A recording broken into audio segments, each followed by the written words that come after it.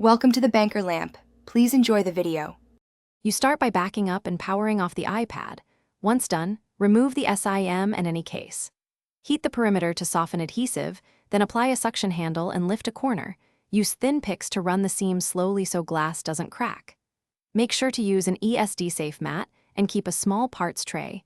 You'll need T3/T5 drivers and a plastic spudger ready. This is the first actionable move toward accessing internal components. Once the display is hinged open, you must disconnect the battery before touching button circuitry. This prevents shorts. Next, identify the volume button ribbon cable and the small metal bracket holding it. Remove the indicated screws and lift the bracket away. Use a spudger to peel adhesive from the button assembly and slide the ribbon out of its connector. Take photos as you go so reassembly is straightforward. Make sure to keep screws sorted by length and location for later. You install the replacement volume button by seating the ribbon exactly as removed and refastening the tiny bracket and screws. Once done, reconnect the battery but do not seal the display yet. Power on and test the volume up/down to confirm function.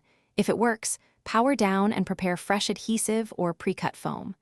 Then press the display into the frame evenly from one side to the other to avoid air gaps.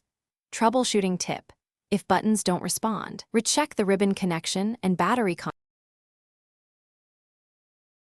Thanks for watching. If this was helpful, leave a like and consider subscribing. See you next time.